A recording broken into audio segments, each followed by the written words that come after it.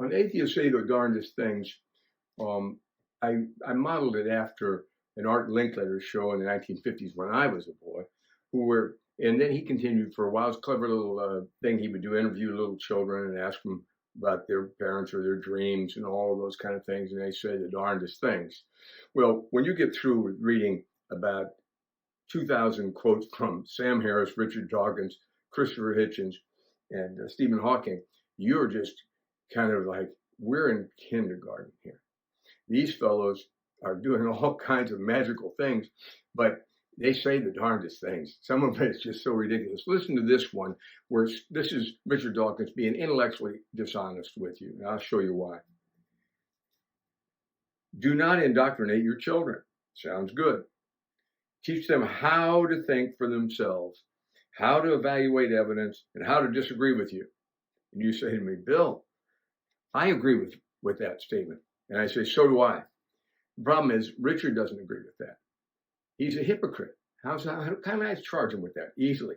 All you have to do is look at some of what Richard's done and other things he's written, because he'll say to you, what? Well, I'll tell you, these children cannot be left to Christian parents. They actually ought to be removed from the home and charged with child abuse. Yeah, you don't think so? Just read his material. You'll find this. And the idea is this. He'll go on, and I'll go over it more later, but he actually goes on to say that he was molested one time in school, but he didn't think it did him any real harm, even though the man molested him and other students. No long-lasting effect, he says. And then he says, look, teaching a child about hell is far worse than any sexual abuse that child could undergo. Then he doubles down. If a priest does this, it's terrible, except that it's not nearly as bad as that priest telling a child about hell. Now, he's either telling you the truth in those last statements, right? Or he's telling you the truth when he says you should just teach them to evaluate evidence, right? And give them the right to think for themselves, how to think, not what to think.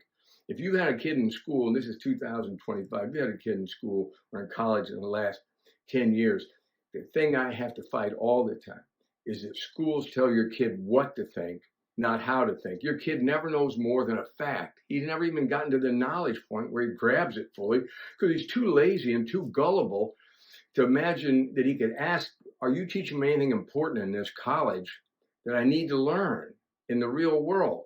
Because we all know now in 2025 that these degrees, these so-called social justice degrees, and I've known people with art degrees. My own son tripped me up and went and got a degree in rhetoric. Well, good luck with making use of that. Now, he makes use of it if, when he wasn't with a girl, he would make use of it to make sure he could be with a girl. Rhetoric kind of comes in handy there. Otherwise, it's of no account. He couldn't, there's 17 jobs in the country teaching rhetoric, and he had one on teaching poetry, and then he gave that away.